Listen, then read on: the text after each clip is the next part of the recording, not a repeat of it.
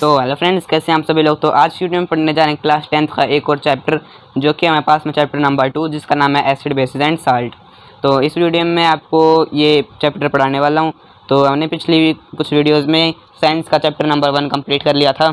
तो अब हम स्टार्ट करते हैं इस चैप्टर नंबर 2 को।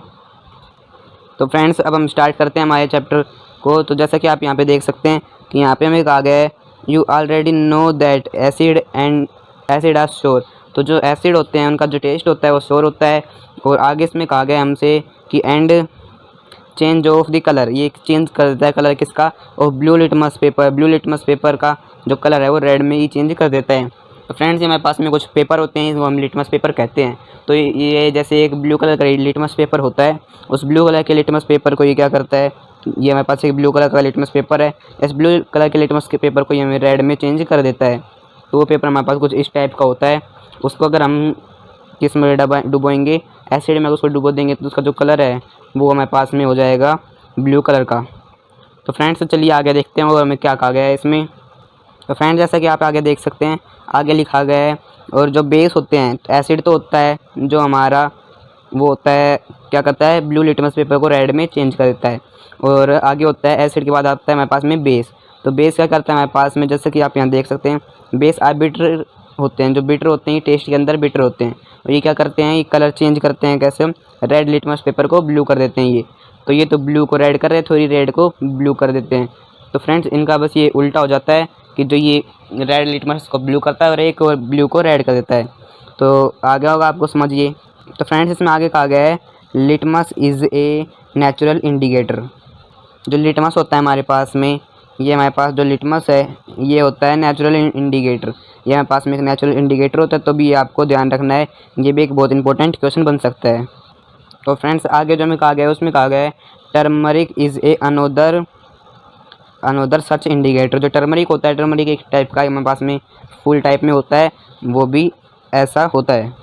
तो फ्रेंड्स, जैसा कि आपने यहाँ पे देख लिया होगा कि जो हमने एसिड है, एसिड में और हमने बेस में दो डिफरेंस देख लिए हैं, एसिड में और बेस में। क्या? एक तो इनका टेस्ट देख लिया है। जो एसिड होता है उसका टेस्ट होता है सोर टाइप में, और जो बेस होता है उसका बिटर टेस्ट होता है, बिटर टाइप का टेस्ट होता है। और वो क्या होता है, जो एसिड होता है हमारे पास में, वो एसिड क्या करता है हमारे पास में, जो ब्लू लिटमस पेपर होता है, ब्लू लिटमस पेपर को रेड लिटमस पेपर में चेंज कर देता है। मतलब जिसका कलर ब्लू है, ब्लू लिटमस पेपर अगर आप लेंगे तो उसका कलर ही कर देगा रेड में चेंज। और जो बेस होता है, बेस क्या करता है, हमारे जो हमारे पास में रेड लिटमस पेपर होता है उसको ये ब्लू में चेंज कर देता है। तो फ्रेंड्स, आप ये कह सकते हैं कि ये दोनों एक दूसरे के उल्टे होते हैं। तो ये होता है इसका एसिड का और बेस का, मैंने आपको दो टाइप बता दिए हैं। तो आगे आते हैं हमारे पास में इंडिकेटर्स। जो आप यहाँ पे इंडिकेटर देख सकते हैं, ये हमारे पास में इंडिकेटर है। ये आपको इंडिकेटर दिख रहा होगा यहाँ पे नीचे थोड़ा सा इसके। और फ्रेंड्स, जो हमारे पास में इंडिकेटर होते हैं, वो इंडिकेटर हमारे पास में दो टाइप के होते हैं। एक तो होता है हमारे पास में नेचुरल इंडिकेटर, और एक होता है हमारे पास में सिंथेटिक इंडिकेटर। तो नेचुरल इंडिकेटर और सिंथेटिक इंडिकेटर, दो इंडिकेटर हमारे पास में होते हैं, दो टाइप के इंडिकेटर होते हैं। तो चलिए मैं आपको आगे बताता हूँ कि ये हमारे किस काम आते हैं। तो फ्रेंड्स, जो इंडिकेटर है, ये हमारे पास में जो एसिड और बेस होता है, इन दोनों को डिटेक्ट करने की, इन दोनों के बारे में पता करने में ये इंडिकेटर हमारी हेल्प करते हैं। तो मैं आपको बताता हूँ कि इंडिकेटर में हमारे पास क्या क्या सब्सटेंस आते हैं। तो फ्रेंड्स, जो नेचुरल इंडिकेटर होता है हमारे पास में, जो नेचुरल इंडिकेटर है, उस नेचुरल इंडिकेटर में हमारे पास एक तो आता है लिटमस, एक तो लिटमस आता है हमारे पास में नेचुरल इंडिकेटर में, और एक आता है हमारे पास में टर्मरिक। तो ये लिटमस और टर्मरिक, ये दोनों जो सब्सटेंस हैं, ये हमारे पास में आते हैं नेचुरल इंडिकेटर में। और फ्रेंड्स, जो हमारे पास में सिंथेटिक इंडिकेटर होता है, सिंथेटिक इंडिकेटर में भी हमारे पास में दो ही चीज़ें आती है। एक तो इसमें आता है मिथाइल ऑरेंज। तो मिथाइल ऑरेंज है जो हमारे पास में एक सिंथेटिक इंडिकेटर है, और एक फिलोप्थलीन। तो ये फिलोप्थलीन भी हमारे पास में एक क्या है, सिंथेटिक इंडिकेटर है। तो चलिए आगे देखते हैं। तो फ्रेंड्स, चलिए आगे देखते हैं। तो यहाँ पे हमें एक क्वेश्चन दिया गया है, तो इस क्वेश्चन को भी चलिए हम यहाँ पे सोल्व कर लेते हैं एक बार। तो मेरे पास में फर्स्ट क्वेश्चन है।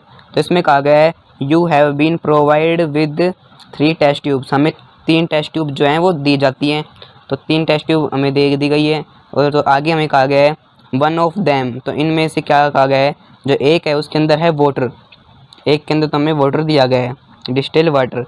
एंड द अदर 2, जो हमारे पास 2 और हैं, उनमें एक में एसिड दिया गया और एक में बेस दिया गया है। तो हमें क्या करना है, इनमें इनको पता करना है, इनमें से कि कौन सी जो टेस्ट ट्यूब है उसमें वाटर है, कौन सी में कौन सी में डिस्टिल वाटर है, कौन सी के अंदर एसिड है और कौन सी के अंदर बेस है। तो फ्रेंड्स जैसा कि मैं आपको बताता हूँ, जैसे ये हमारे पास में एक टेस्ट ट्यूब है और ये दूसरी टेस्ट ट्यूब, ये तीसरी टेस्ट ट्यूब। तो ये 3 टेस्ट ट्यूब हमारे पास में दी गई हैं। तो इन तीनों में से हमें एक में एसिड है, एक में बेस है और एक में सोल्ट है। तो इन तीनों में से हमें बताना है कि कौन से में एसिड, कौन से में बेस और कौन से में फ्रेंड्स कौन से में एसिड है, कौन से में बेस और कौन से में डिस्टिल वाटर है। तो इन तीनों को हमें बताना है कि ये कैसे, कौन कौन से हम कैसे पता कर सकते हैं इनको। और फ्रेंड्स इसमें एक क्वेश्चन में हमें आगे कहा गया है कि इसमें हमें एक रेड लिटमस पेपर दिया गया है यहाँ पे। इस रेड लिटमस पेपर की मदद से ही हम पता कर सकते हैं कि कौन सा इसमें से एसिड, बेस और डिस्टिल वाटर है। तो हम कैसे पता करेंगे? तो फ्रेंड्स अब हम जो रेड लिटमस पेपर है इन सबको एक एक में डाल के टेस्ट करेंगे। तो जैसे हम ये फर्स्ट वाले में डाल के देखेंगे और सेकंड में भी और थर्ड में भी। तो जिसमें हमारे पास में जो रेड लिटमस पेपर है ब्लू हो जाएगा, वो तो हमारे पास में हो जाएगा बेस। तो बेस हमारे पास में हो जाएगा, तो बेस का आप ऐसे पता कर सकते हैं। और दूसरे में आपके पास बचेगा एसिड और बचेगा डिस्टिल वाटर। तो आपको पता होगा एसिड में अगर डाल लेंगे ब्लू लिटमस पेपर तो नो चेंज होएगा। तो उसको आप कैसे पता करेंगे? तो इनमें आपको क्या करना होगा कि आपको एक तो, और अगर आप कोई डिस्टिल वाटर है, इन दो जो बाकी बच्चे हैं, जैसे मान लेते हैं हम इस फर्स्ट में है हमारे पास बेस और बाकी जो हमारे पास में ये 2 बच चुके हैं, तो इन दोनों में से हम कैसे पता करेंगे कौन सा एसिड है और कौन सा डिस्टिल वाटर है? तो अगर हम उस ब्लू लिटमस पेपर में अगर एसिड डालेंगे तो नो चेंज होएगा, और अगर उसमें अगर डिस्टिल वाटर भी डालेंगे तो भी नो चेंज होगा। तो इस सिचुएशन में हम क्या करेंगे, जब हमारे पास में कलर चेंज नहीं हो रहा और हमें पता करना है कि कैसे सिस्टम कैसे हो सकता है। तो चलिए मैं आपको बताता हूँ कि आप कैसे इसको पता करेंगे। तो फ्रेंड्स आप इसमें पता कैसे कर सकते हैं कि जैसे ये हमारे पास हो गया फर्स्ट वाला ये बेस, और इसमें से मान लेते हैं ये हमारे पास में है एसिड और ये हमारे पास में वाटर। तो हम क्या करेंगे, बेस में से और एसिड में से दोनों में से थोड़ा थोड़ा लेके हम यहाँ पे मिक्स उसको कर लेंगे, और थोड़ा फिर हम यहाँ बेस में और वाटर को भी यहाँ पे लेके मिक्स कर लेंगे। तो हमारे पास में क्या होगा, जब रेड लिटमस पेपर है उसको हम क्या करेंगे, जब हमारे पास बेस को और वाटर को जब हम मिलाएंगे तो हमारे पास में ये एक कंपाउंड बन चुका है, कुछ भी बना है जो हमारे पास में। फिर हमारे पास क्या होगा कि जो बेस में अगर हम वाटर मिलाएंगे तो बेस ही रहेगा, बेस को चेंज नहीं कर सकते और बेस चेंज होगा भी नहीं पानी के साथ मिलने पर। तो अगर इसमें हम ये लिटमस पेपर डालेंगे तो ये रेड लिटमस पेपर को क्या कर देगा, ब्लू कर देगा। तो जब ये ब्लू कर देगा तो हमने ये बेस का वाटर का जो कॉम्बिनेशन किया था उसमें से हमें पता चल जाएगा कि ये वाटर था, इसलिए जो बेस है उसने इसका कलर चेंज कर दिया। तो आई होप आप समझ पा रहे होंगे मेरी बात को और आप ये क्वेश्चन भी समझ चुके होंगे। तो चलिए आगे देखते हैं। तो फ्रेंड्स आगे हमें दिया गया है 2.1। तो इसमें हमें कहा गया है कि understand the chemical properties of acid and base. तो मैं एसिड एंड बेस की प्रॉपर्टी को अंडरस्टैंड करेंगे यहाँ पे। तो हमारे पास में नीचे कुछ दिया गया है, तो चलिए इसको पढ़ते हैं। तो फ्रेंड्स जैसा कि आप यहाँ देख सकते हैं, यहाँ पे हमें लिखा गया है 2.1.1। तो इसमें हमें लिखा गया है acid and base in the laboratory. तो हम यहाँ पे देखते हैं हमारे पास में एक्टिविटी 2.1 यहाँ पे दी गई है। तो इसमें हमें कहा गया है कि collect the following sample from the science laboratory. तो हमें क्या करना है, साइंस लैब होती है जो उसमें से ये कुछ केमिकल्स हैं जो हमें कलेक्ट करने हैं। इसमें हाइड्रोक्लोरिक एसिड है जैसे HCl, और जैसे सल्फर है सल्फ्यूरिक एसिड है H2SO4, और नाइट्रिक एसिड है HNO3। तो ऐसे ये जो भी आपको दिए गए हैं इसमें आपको ये कलेक्ट करना है ऐसे ही। और ये आपको याद रखना है कि जैसे यहाँ पे आप देख पा रहे हैं कि जिनमें OH है लास्ट में, तो OH जिसके भी लास्ट में होता है उसका मतलब होता है हमारे पास में वो होगा हमारे पास में बेस। तो किसी के भी अगर लास्ट में OH हो हमारे पास में, जैसा कि आप यहाँ पे देख सकते हैं कि यहाँ पे OH दे रखा है जैसे हमें, और यहाँ पे भी मैं एक बार इसको सही करता हूँ। और जैसा कि आप यहाँ देख सकते हैं कि इसमें भी OH हमारे पास में, और जैसे इसमें भी NH4OH, इसमें भी OH है। तो जिसमें भी OH आपको दिख जाएगा वो हमारे पास में क्या होगा, वो हमारे पास में एक बेस होगा। तो बेस को आप पहचानने का तरीका समझ गए होंगे कि बेस को आप कैसे पहचानेंगे। तो चलिए आगे देखते हैं। फ्रेंड्स हमें यहाँ पे कहा गया है कि जो हमने सारे जो सॉल्यूशंस जो एक लेबोरेटरी में से जो हमने लिए थे, ये सारे जो आप यहाँ देख सकते हैं, इनको हमें क्या करना होगा, इनका हमें इन जो भी हमारे पास में नीचे कहा गया है टेबल 2.1 में, तो इन सब को साथ में टेस्ट करना है। जैसे हमारे पास में सैम्पल सॉल्यूशन है, red litmus solution, blue litmus solution, और फिलोप्थलीन और मिथाइल ऑरेंज। तो इन सब के साथ अगर हम टेस्ट करेंगे तो जैसा कि मैंने आपको यहाँ बताया था कि रेड लिटमस पेपर को अगर हम बेस में डालेंगे, यहाँ पे जो ये रेड लिटमस पेपर है जो अगर हम बेस में डाल देंगे तो क्या होगा, हमारे पास में जो ये इसका कलर है ये ब्लू में चेंज हो जाएगा। और आगे जो हमें कहा गया है, और उसी टाइप से जो हमारे पास में ब्लू लिटमस पेपर है, ब्लू लिटमस पेपर के अंदर अगर हम एसिड डालते हैं तो ब्लू को क्या कर देगा, रेड में चेंज कर देगा। और फ्रेंड्स जो यहाँ पे ये फिनोल्फ्थलीन दिया गया है, तो या जो यहाँ पे देख सकते हैं जो फिनोल्फ्थलीन है, तो अगर हम क्या करेंगे, और फ्रेंड्स अगर हम जो फिनोल्फ्थलीन है इसके अंदर अगर हम बेस डालेंगे, अगर फिनोल्फ्थलीन के अंदर हमने बेस डाल दिया, जो हमारे पास में ये अगर फिनोल्फ्थलीन है इसके अंदर हम बेस से कुछ ड्रॉप डाल दिए हैं, तो ये क्या होगा, ये अपना कलर चेंज कर लेगा। किस कलर में हो जाएगा ये, तो ये जो कलर है स्थायी कलर चेंज करके ये हो जाएगा पिंक कलर के अंदर ये हो जाएगा। तो चलिए आगे देखते हैं। और फ्रेंड्स जो आप यहाँ पे देख सकते हैं लास्ट वाला जो ये मिथाइल ऑरेंज, इस मिथाइल ऑरेंज में क्या होगा, जैसे हमारे पास में एक कंटेनर है एसिड का और ये हमारे पास में कंटेनर है बेस का, तो अगर ये एसिड मतलब इसमें मिला तो मिथाइल ऑरेंज है, इसमें मिथाइल ऑरेंज है, तो ये होता है कलरलेस। अगर इसके अंदर अगर हम एसिड डालेंगे तो एसिड डालने पर जो ये मिथाइल ऑरेंज है इसका कलर हो जाएगा हमारे पास में रेड, तो रेड कलर हो जाएगा। और इसी के अंदर अगर हम बेस भी डाल दें, दूसरा सॉल्यूशन लेके उसके अंदर बेस डालेंगे तो ये कलर चेंज करके हो जाएगा येलो कलर का। तो आपको ये समझ में आ गया होगा। चलिए आगे देखते हैं। तो फ्रेंड्स चलिए आगे देखते हैं। तो इसमें हमारे पास नीचे जो एक पैराग्राफ है इसमें कहा गया है, दीज इंडिकेटर टेल अस, ये हम बताते हैं सब्सटेंस एसिड और बेस का डालते तो कैसे पता चलता है इनके बारे में, ये चेंज इन कलर, ये अपना कलर चेंज करके बताते हैं कि इसके अंदर एसिड डला है या बेस डला है, जैसा कि आप यहाँ देखे थे पिछले थोड़ी देर पहले। तो आगे हमें कहा गया है दीज आर सब सब्सटेंस हुज,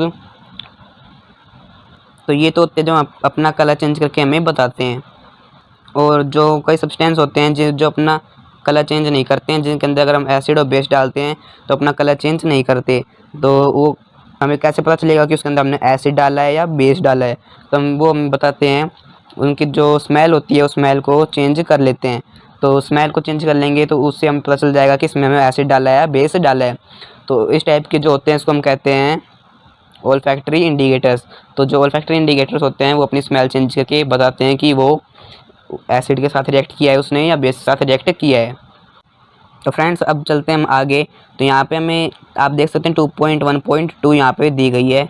अभी हमने पीछे क्या किया था, ये 2.1.1 तो कंप्लीट कर ली थी, और इसके बाद में हम चलते हैं अभी यहाँ पे 2.1.2 को सोल्व करते हैं। तो इसमें कहा गया है how do acid and base react with metal, acid और बेस होते हैं वो मेटल के साथ कैसे रिएक्ट करते हैं। तो फ्रेंड्स यहाँ पे हम 2.3 आपको एक्टिविटी दिख रही होगी, इसमें हम देखेंगे कि जो एसिड और मेटल के साथ कैसे रिएक्ट करेगा। तो एक्टिविटी हमारे पास 2.3 यहाँ पे दी गई है, तो इसको हम पढ़ते हैं, देखते हैं इसमें क्या कहा गया है। तो इसमें कहा गया है कि आपको ये 2.1 जो फिगर है इसमें दिखाया गया है कि क्या करना है हमें, take about 5 ml of dilute sulphuric acid, dilute sulphuric acid हमें लेना है कितना 5 ml। और आगे क्या करना है हमें, इन टेस्ट ट्यूब, एक टेस्ट ट्यूब में लेना है हमें, and added few particles of zinc granules, तो हमें जिंक ग्रैन्यूल्स के इसके अंदर कुछ पार्टिकल्स डालने हैं। आगे कहा गया है व्हाट डू यू ऑब्जर्व, आप क्या ऑब्जर्व करेंगे, of this surface of zinc. तो इसमें देख सकते हैं आप यहाँ पे, तो जब हमने इसके अंदर डाइल्यूट सल्फ्यूरिक एसिड के अंदर जिंक के जब भी थोड़े बहुत पार्टिकल्स डाले हैं तो इसमें से जो हाइड्रोजन गैस है वो निकली है। तो हाइड्रोजन गैस के आपको जो बबल्स दिख रहे हैं यहाँ पे, जो छोटे छोटे बबल्स हैं ये हाइड्रोजन गैस के बबल्स हैं। तो आगे देखते हैं ये हाइड्रोजन गैस के बबल्स के साथ हम क्या होगा आगे। तो फ्रेंड्स आप देख सकते हैं यहाँ पे हाइड्रोजन जो गैस के बबल्स हैं वो रिलीज़ हो रहे हैं, वो निकल रहे हैं। तो हमें क्या करना है, जिसकी जो ये पाइप है जो आप यहाँ पे देख पा रहे हैं, इसको हमें क्या करना है, सोप सॉल्यूशन लेना है एक टब में, और सोप सॉल्यूशन में से इसको पास कराना होगा। जैसा कि आप इसको सोप सॉल्यूशन में से पास कराएंगे तो सोप अपनी जो प्रॉपर्टी है उसके अकॉर्डिंग क्या करेगा, इसमें फिर से बबल्स रिलीज़ होंगे। तो जो बबल्स होंगे इस बबल्स के अंदर कौन सी गैस होगी आप बताइए ज़रा। जैसे जो बबल्स होंगे इनके अंदर हाइड्रोजन गैस होगी, क्योंकि यहाँ पे हमारे पास में हाइड्रोजन गैस रिलीज़ हो रही थी यहाँ पे, और ये जाके यहाँ से निकलेगी। तो जिस हाइड्रोजन गैस के जो प्रेशर है जिससे जो बबल बन रहा है उस बबल के अंदर भी हाइड्रोजन गैस होगी। तो आगे हमें क्या करना है, एक बर्निंग कैंडल लेनी है हमें, और उस बर्निंग कैंडल को इन बबल्स के पास में लेके जाना होगा। तो जैसा कि आप यहाँ पे देख पा रहे हैं इस फिगर में, तो हम अगर इसको बर्निंग कैंडल को इन बबल्स के पास लेके जाएंगे और जैसे ही ये जो बबल्स हैं ये फटेंगे तो आगे इसमें अगर जब ये बबल्स फटेंगे तो आपको क्या देखने को मिलेगा, आप क्या ऑब्जर्व करेंगे कि जो आपको एक अलग टाइप की साउंड क्रिएट होगी, जो अलग साउंड आप सुन पाएंगे। तो वो साउंड को हम कहते हैं पॉप साउंड। तो होती है पॉप साउंड। तो पॉप साउंड कैसी होती है? तो पॉप साउंड एक पॉप करके एक साउंड होती है जब हाइड्रोजन बबल फूटता है, तो जब वो ब्लास्ट होगा तब ऐसी साउंड रिलीज होती है। तो आपको समझ आ गया होगा। तो ये एक्टिविटी थी जिसमें मैंने आपको बताया कि ये कैसे वर्क करेगा। तो चलिए और आगे चलते हैं, देखते हैं और हमें क्या कहा गया है। तो फ्रेंड्स इसमें आगे कहा गया है कि जो ये एक्टिविटी है इसको आप ऐसे ही, जो और एसिड इसमें दिए गए हैं इनके साथ भी ऐसे रिएक्ट करके देखना है। तो ये आप कर सकते हैं, इन एसिड के साथ इसको रिएक्ट करके देख सकते हैं। तो मैंने आपको ये एक्टिविटी समझा दी है, चलिए आगे चलते हैं। तो फ्रेंड्स हमने देख लिया है कि जो एसिड है वो मेटल के साथ कैसे रिएक्ट करता है। चलिए देखते हैं आगे कि जो बेस है वो बेस कैसे रिएक्ट करेगा मेटल के साथ। तो फ्रेंड्स यहाँ पे एक ये दिया गया एक एग्जांपल, जो कि क्या है, जो बेस है, ये बेस है जो एक मेटल के साथ रिएक्ट कर रहा है। तो आप यहाँ पे देख पा रहे होंगे कि ये था हमारे पास में 2NaOH प्लस Zn। तो ये इसने जिंक के साथ रिएक्ट किया, तो इसने क्या बनाया, एक सोडियम जिंकेट नाम का एक सोल्ट बना दिया जिसका फॉर्मूला है Na2ZnO2। तो ये फॉर्मूला आपको याद रखना, इंपॉर्टेंट फॉर्मूला है, इसके क्वेश्चन आते हैं। तो ये सोडियम जिंकेट का एक सोल्ट बनाता है, वही क्या करता है, ये हाइड्रोजन गैस को भी रिलीज़ करता है। तो चलिए आगे देखते हैं। तो फ्रेंड्स चलिए आगे देखते हैं। तो आगे हमारे पास में आती है 2.1.3। तो इसमें हमें कहा गया है how do metal carbonate and metal hydrocarbonate, hydrogen carbonate ये रिएक्ट विद एसिड। तो मैं आपको कुछ बताता हूँ यहाँ पे इम्पोर्टेंट। तो यहाँ पे आप देख सकते हैं जैसे ये कार्बोनेट है, तो कार्बोनेट होगा तो हम क्या लिखेंगे, तो कार्बोनेट के लिए हम लिखते हैं CO3। तो CO3 है जो हम कार्बोनेट के लिए यूज़ करते हैं। और जो आगे हमें दिया गया है हाइड्रोजन कार्बोनेट, तो हाइड्रोजन कार्बोनेट के लिए हम क्या करते हैं, हाइड्रोजन कार्बोनेट के लिए हम HCO3 को यूज़ करते हैं। तो CO3 को तो हम यूज़ करते हैं किसके लिए, सिर्फ कार्बोनेट के लिए, और हाइड्रोजन कार्बोनेट के लिए हम इसके H लगा देते हैं शुरू में, जो कि है हाइड्रोजन का फॉर्मूला एक तरह से। चलिए आगे देखते हैं हमारे पास क्या कहा गया है। तो फ्रेंड्स चलिए आगे देखते हैं। तो हमें ये एक्टिविटी 2.5 यहाँ पे देखने को मिलती है। तो चलिए इस एक्टिविटी को भी यहाँ पे हम सोल्व कर लेते हैं। तो इसमें हमें क्या कहा गया है, देखते हैं, यहाँ पे पढ़ते हैं इस एक्टिविटी को। तो इसमें कहा गया है टेक 2 टेस्ट ट्यूब, हमें 2 टेस्ट ट्यूब लेनी है। क्या करना है कि label them A and B, इनको A और B से डिनोट करना है, दोनों को अलग अलग। आगे हमें कहा गया है take about 0.5 gram of sodium carbonate, हमें सोडियम कार्बोनेट लेना है जिसका फॉर्मूला हमारे पास में Na2CO3। हमें सोडियम लेना है। सोडियम कार्बोनेट हमने ले लिया टेस्ट ट्यूब एक A में। और आगे कहा गया है एंड अबाउट 0.5 ग्राम, 0.5 ग्राम हमें सोडियम हाइड्रोजन कार्बोनेट अब लेना है किसमें, इसका फॉर्मूला है NaHCO3। ठीक है, करना है हमें इन टेस्ट ट्यूब B में ही लेना है। तो आगे कहा गया है add about 2 ml of dilute, जिसमें कहा है HCl to both the test tube. तो दोनों टेस्ट ट्यूब में हमें डाइल्यूट जो एसिड है HCl उसको हमें डालना है। तो आगे कहा गया है व्हाट डू यू ऑब्जर्व, क्या आप क्या ऑब्जर्व करोगे। फिर आगे कहा गया है हमें कि जो सॉल्यूशन बनेगा दोनों टेस्ट ट्यूब में उनको हमें लाइम वाटर के थ्रू पास करवाना है। ये हमारे पास में कैल्शियम हाइड्रोक्साइड, तो कैल्शियम हाइड्रोक्साइड के थ्रू हमें पास कराना है उसको, जैसा कि आप फिगर 2.2 में यहाँ पे देख पा रहे होंगे। तो यहाँ पे जैसा कि आप यहाँ देख सकते हैं ये हमारे पास में सोडियम कैल्शियम हाइड्रोक्साइड, तो इसमें से जैसे पास करा रहा है ये। तो दोनों जो टेस्ट ट्यूब होंगे फ्रेंड्स उनके जो हमारे पास में ये निकल के आएंगे, जो होगा हमारे पास में वो टेस्ट ट्यूब A का जो आपको यहाँ पे दिख रहा होगा, ये हमारे पास टेस्ट ट्यूब और A और ये टेस्ट ट्यूब B। तो इन दोनों में आप यहाँ देख सकते हैं जो ये NaCO3 है और इसको हमने जब ये 2HCl के साथ इसको रिएक्ट किया था तो ये हमारे पास में यहाँ पे बनना है 2NaCl। ये हमारे पास में एक्वस, एक क्यों किसका होता है, एक्वस का होता है, प्लस में H2O जो हमारे पास में लिक्विड है, जो हमारे पास में पानी होता है सिंपली, प्लस CO2 जो हमारे पास में कार्बन डाइऑक्साइड जो गैस होती है। कार्बन डाइऑक्साइड गैस हमारे पास में आई थी ये Na2O3, जो ये CO3 है हमारे पास में, ये जो हमारे पास में ये कार्बन डाइऑक्साइड गैस रिलीज हुई थी। और इनको करने पर जो रिएक्ट करने पर जो हमारे पास में आया था उसमें तो हमारे पास में एक तो कार्बन डाइऑक्साइड जो गैस है वो रिलीज़ हुई है, और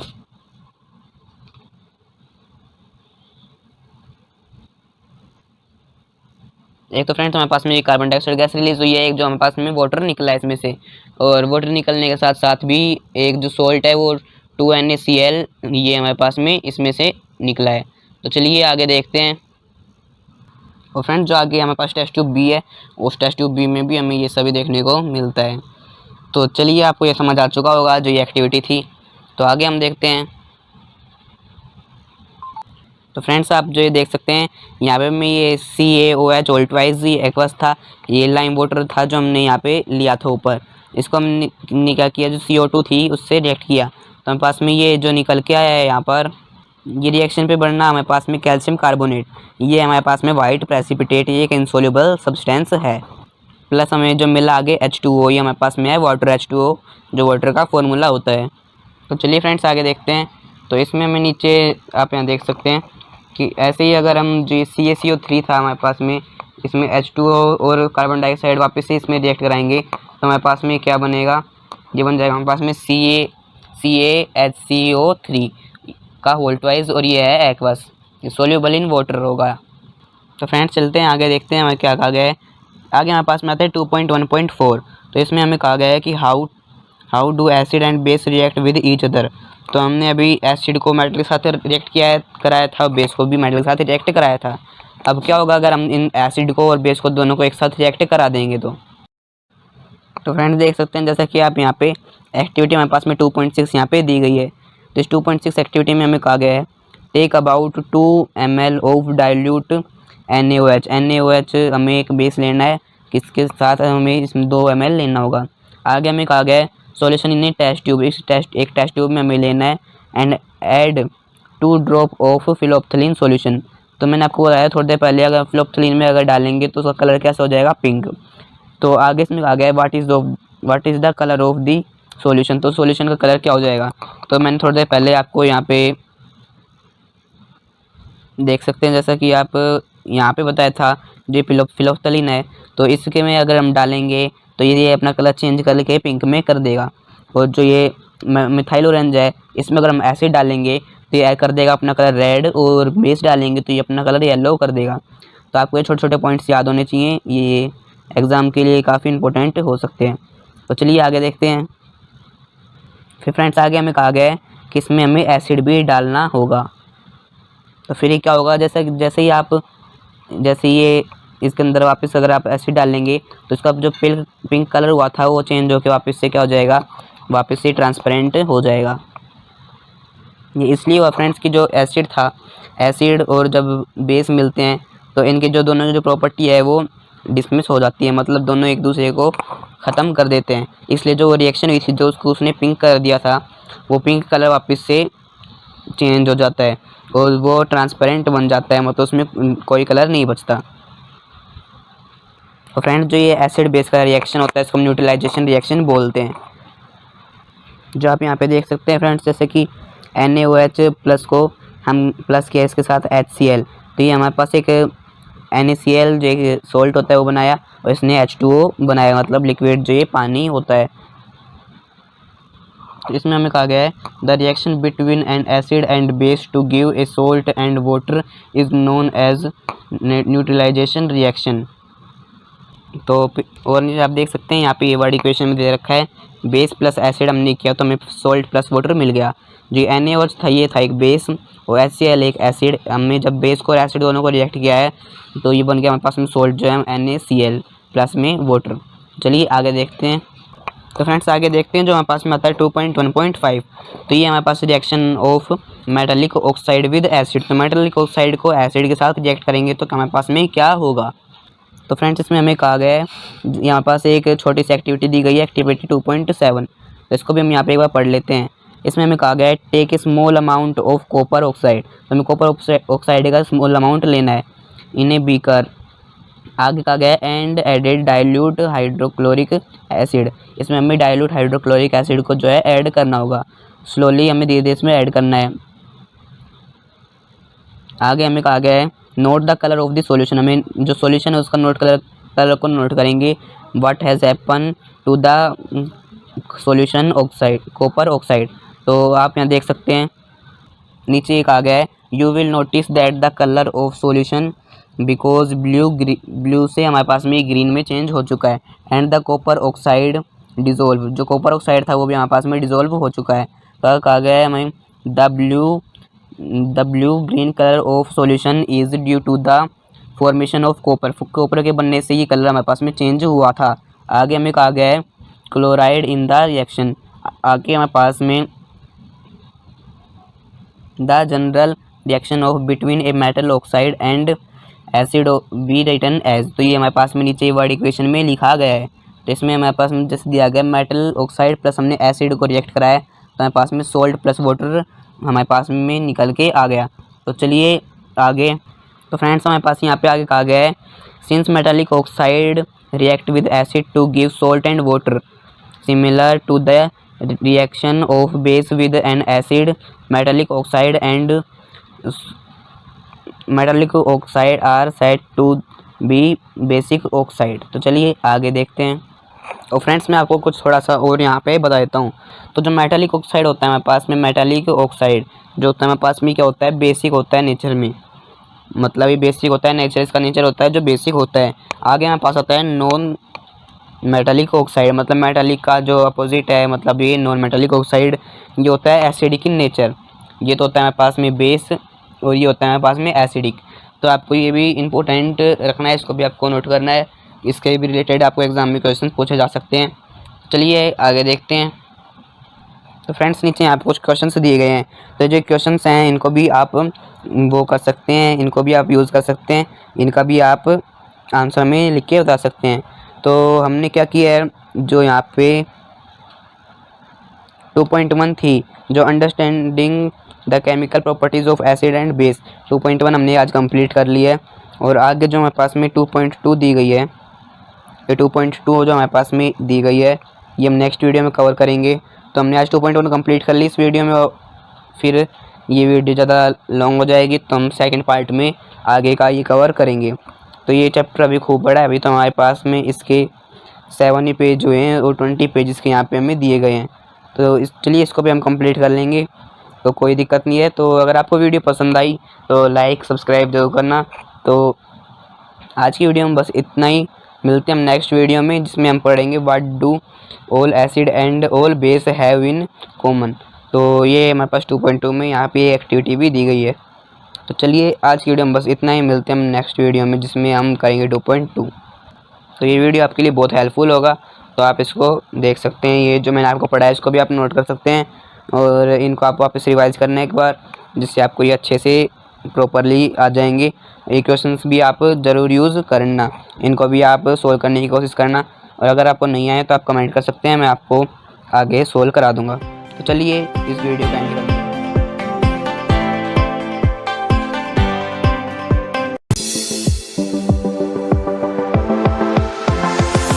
तो हेलो फ्रेंड्स, कैसे हैं आप सभी लोग। तो आज की वीडियो में हम पढ़ने जा रहे हैं एक वापस से क्लास 10th का चैप्टर नंबर 2 जिसका नाम है एसिड बेस एंड साल्ट। तो इसमें हम आज 2.2 पढ़ने वाले हैं इसकी।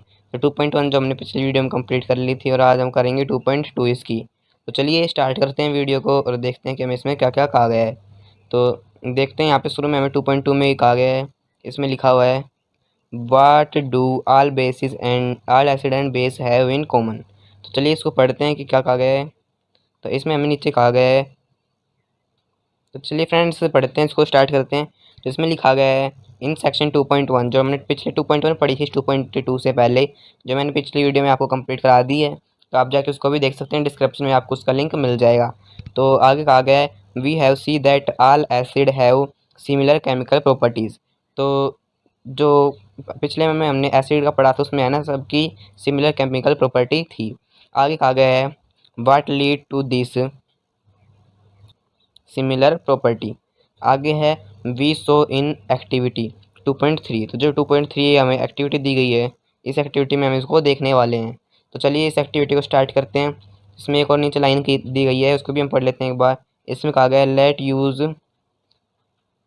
Perform an activity to whether all compound, जो आप यहाँ देख सकते हैं। तो इस हिसाब से हमें इस एक्टिविटी को कंप्लीट करना होगा।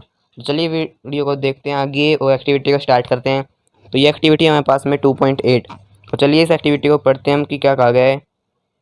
तो फ्रेंड्स इस एक्टिविटी में हमें कहा गया है जो हमारा फर्स्ट पॉइंट है यहाँ पे, इसमें हमें कहा गया है टेक सॉल्यूशन ऑफ ग्लूकोज, और आगे है अल्कोहल का और ग्लूकोज का हमें सॉल्यूशन लेना है, और आगे हमें हाइड्रोक्लोरिक का भी लेकर हमें फिर सल्फर एसिड का भी सॉल्यूशन हमें लेना होगा, जो कि आप यहाँ पे देख सकते हैं, ये यहाँ पे इस फर्स्ट में कहा गया है। तो आगे हमें सेकंड में कहा गया है फिक्स टू नेल, हमें जो 2 नेल लेनी है। यहाँ पे नेल का मतलब होता है कील, जो कील आप यहाँ देख पा रहे हैं, इन दोनों कीलों को हमें इस रबर का जो ये कोक है इसमें डाल देनी है, इसमें इनको सेट कर देना है जिससे कि ये हिले नहीं अपनी जगह से। तो आगे हमें क्या करना होगा, जो ये नेल हमने जैसे इसमें डाल दिए हैं और हमें एक बीकर के अंदर ये सब कुछ लेना है। फिर हमें क्या करना होगा कि हमें एक 6 वोल्ट की बैटरी लेनी होगी, जैसे कि आप यहाँ पे देख सकते हैं, एक 6 वोल्ट की बैटरी है। जो साइन होते हैं ये हमें एक बैटरी को ही बताते हैं कि बैटरी हमारे पास है। तो चलिए आगे देखते हैं। तो इसमें आगे यहाँ पे एक बल्ब भी लगा दिया गया है, जो आप यहाँ पे देख सकते हैं, और ये इसका स्विच। ये स्विच को अपन क्लिक करेंगे तो ये जो बल्ब है ये स्टार्ट हो जाएगा। तो इसमें कहा गया है, आगे चलिए हम एक्टिविटी को पढ़ते हैं। इसमें कहा गया है फिक्स टू नेल, इनमें हमें इन 2 नेल को फिक्स करना है। Place the Coke in 800 ml beaker, एक 100 ml का बीकर लेना है, जो आप यहाँ देख सकते हैं ये 100 ml का एक बीकर है। तो आगे में कहा गया है connect the nail to the 2 terminal. तो जो 2 टर्मिनल है, टर्मिनल फ्रेंड्स 2 टाइप के होते हैं, एक तो होता है पॉजिटिव टर्मिनल और एक होता है नेगेटिव टर्मिनल। जो आप सेल बैटरी देखे होंगे उसमें जो ऊपर एक प्लस का आता है और एक आता है माइनस का, जो ये प्लस चार्ज होता है और ये होता है माइनस चार्ज। तो फ्रेंड्स प्लस चार्ज तो होता है पॉजिटिव चार्ज, और जो नेगेटिव चार्ज होता है वो होता है माइनस चार्ज। तो चलिए आगे देखते हैं। आगे इसमें कहा गया है कि हमें 6 वोल्ट की बैटरी के साथ इन सबको कनेक्ट कर देना है, जो कि आप यहाँ पे देख पा रहे हो। ये हमारे पास ये 6 वोल्ट की बैटरी है, इसका जो एक टर्मिनल यहाँ पे अटैच कर दिया और एक यहाँ पर। चलिए आगे देखते हैं एक्टिविटी में। आगे हमें कहा गया है नाउ प्योर सम डाइल्यूट HCl, जिसमें हमें डाइल्यूट HCl और ऐड करना है in the beaker and switch on the current, हमें करंट को स्विच ऑन करना है। तो इसमें कहा गया है repeat with dilute sulphur acid. तो इसमें कहा गया है व्हाट डू यू ऑब्जर्व, तो इसमें आप क्या ऑब्जर्व करेंगे, फिर हमें क्या करना होगा, इसको रिपीट करना होगा। इस एक्सपेरिमेंट को हमें वापस से रिपीट करने के बाद फिर हमें इसको जो हमने ग्लूकोज का और जो अल्कोहल का हमने सॉल्यूशन तैयार किया था, what do you observe now, तो आप क्या ऑब्जर्व करेंगे, does the bulb glow in all case, जो बल्ब है वो ये जो ग्लो हो रहा है, तो इसमें हमारे पास इसका क्या होगा, बल्ब जब भी ग्लो करेगा, जो हमने ये टर्मिनल इसके अंदर डाले थे, ये टर्मिनल के अंदर जब ये जो लिक्विड है इसके अंदर से जब करंट फ्लो होगा, तो जब भी इस एक नेल से दूसरी नेल तक जो यहाँ पे टर्मिनल जुड़े हुए हैं यहाँ तक करंट तभी पहुँच पाएगा, इलेक्ट्रिसिटी तभी जाएगी जब जिस लिक्विड में ये डूबी हुई है उसमें करंट फ्लो होगा। तो उसमें अगर करंट फ्लो हो जाता है तो उस करंट फ्लो होने के बाद ये जो बल्ब है ये हमारे पास ग्लो करने लगेगा। तो इसका मतलब था कि जो ये हमारे पास में सॉल्यूशन दिया गया था, ये सॉल्यूशन जो हमने तैयार किया था इसके अंदर इलेक्ट्रॉन्स थे। और फ्रेंड्स करंट तभी फ्लो करता है एक वायर में हो या किसी लिक्विड में हो, तब उसमें इलेक्ट्रॉन होते हैं। तो इलेक्ट्रॉन जब अपनों को क्या करते हैं, इलेक्ट्रॉन जब इलेक्ट्रिसिटी को जब मूव कराते हैं तभी हमारे पास में जो भी सारे इलेक्ट्रिक के इम्प्लीमेंट्स होते हैं, जो भी हमारे पास में सामान होता है वो काम करता है। तो चलिए आगे देखते हैं। पहले मैं इसको छोटा कर लेता हूँ। तो चलिए और देखते हैं और हमें क्या कहा गया है यहाँ पे। इसमें हमारे पास इसमें कहा गया है, इसमें हमारे पास में नीचे कहा गया है, जो ये एक पैराग्राफ हमें यहाँ पे ये दिया गया है, तो ये भी इम्पोर्टेंट है, इसको भी आप पढ़ सकते हैं। तो चलिए इसको हम पढ़ते हैं एक बार। यहाँ पे क्या कहा गया है इसमें, तो इसमें कहा रखा है सिंस द कैटायन। तो फ्रेंड्स मैं आपको बता देता हूँ कि ना कैटायन और एनायन, एक तो होता है कैटायन और एक होता है एनायन, तो ये 2 टाइप के होते हैं। तो फ्रेंड्स ये आपको समझ में नहीं आ रहा हो कि कैटायन और एनायन होते ही क्या हैं। तो फ्रेंड्स ये आयन होते हैं, और आयन होते हैं जब भी करंट फ्लो कर पाता है, जो आयन की मदद से जो करंट है वो अपना फ्लो करता है। तो आयन नहीं होंगे तो करंट भी हमारे पास फ्लो नहीं कर पाएगा।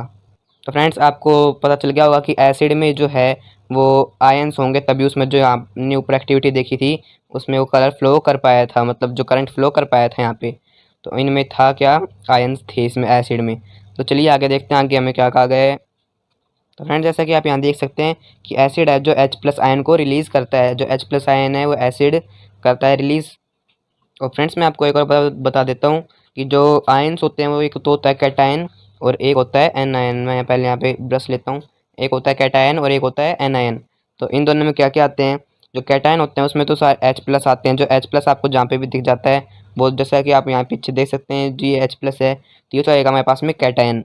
और जो NaN उसमें हमारे पास आता है Cl माइनस आ जाता है एक हमारे पास में, और एक हमारे पास आ जाता है NO3 माइनस, NO3 माइनस, ये भी हमारे पास में NiN में आ जाता है। तो आपको समझ आ चुका होगा, तो चलिए आगे देखते हैं। तो फ्रेंड्स चलिए देखते हैं, यहाँ पे हमें दिया गया है यहाँ पे 2.2.1, तो 2.2.1 को हम पढ़ते हैं। तो इसमें कहा गया है what happen to an acid और base in a water solution, क्या होगा जब एसिड और बेस एक ही वाटर सॉल्यूशन में होंगे। चलिए देखते हैं, ये हमारे पास में 2.9 एक एक्टिविटी दी गई है, तो इसको हम पढ़ते हैं। हमारे पास में इसमें क्या कहा गया है, तो इसमें कहा गया है take about 1 gram sodium solid NaCl हमें लेना है in a clean and dry test tube, एक साफ़ और बिल्कुल सूखी टेस्ट ट्यूब लेनी है, उसके अंदर हमें ये NaCl लेना है, वो भी होना चाहिए किसमें, सॉलिड फॉर्म में। आगे क्या गया है, एंड सेट अप द, इस जो हमारे पास में बीकर है, जैसा कि आप यहाँ पर 2.1 फिगर में देख सकते हैं, इसको इस तरह से आपको सेट करना है। फिर इसके अंदर क्या डालना है आपको, इसमें आप करना है add some concentrated sulphuric acid, ये आपको डालना है टू द टेस्ट ट्यूब के अंदर। आगे है व्हाट डू यू ऑब्जर्व, आप क्या ऑब्जर्व करेंगे। तो फ्रेंड्स चलिए देखते हैं, यहाँ पे कहा गया है टेस्ट द गैस, इस गैस को हमें टेस्ट करना है किससे, ब्लू लिटमस पेपर से। ब्लू लिटमस पेपर जो आप यहाँ पे देख सकते हैं, ये ब्लू लिटमस पेपर हमने यहाँ पे ले लिया है। तो ब्लू लिटमस पेपर में इसमें क्या हुआ था, जब इस टेस्ट ट्यूब में से जब ये हमारे पास में जो ये गैस निकली थी, तो इसने क्या किया, जो ब्लू लिटमस पेपर था इसको रेड कर दिया। तो फ्रेंड्स इसमें एक तो हमें ड्राई लिटमस पेपर लेना है, और एक जो लिटमस पेपर लेना है, एक तो सूखा लेना और एक भीगा हुआ लेना होगा। तो फ्रेंड्स कौन सा लिटमस पेपर है जो ब्लू से रेड हो जाएगा, तो फ्रेंड्स जो सूखा लिटमस पेपर है वो ब्लू से रेड हो जाएगा, और गीला लिटमस पेपर ब्लू से रेड नहीं हो पाएगा। तो चलिए फ्रेंड्स आगे देखते हैं कि क्या कहा गया है हमें। तो यहाँ पे बताया गया है कि ये जो था वो ब्लू लिटमस पेपर रेड क्यों नहीं हुआ था। तो इसमें कहा गया है this experiment suggest that hydrogen ion of HCl are produce in the presence of water. तो इसमें हमें कहा गया है कि हाइड्रोजन एसिड का तभी निकलेगा फ्रेंड्स, तब वहाँ पे वाटर प्रेजेंट होगा, तभी जो हाइड्रोजन। तो फ्रेंड्स आप समझ पा रहे होगे मेरी बात को कि मैं क्या कहना चाह रहा हूँ। तो आपको ये एक्टिविटी भी समझ आ गई होगी कि लिटमस पेपर में ऐसा क्यों हुआ था।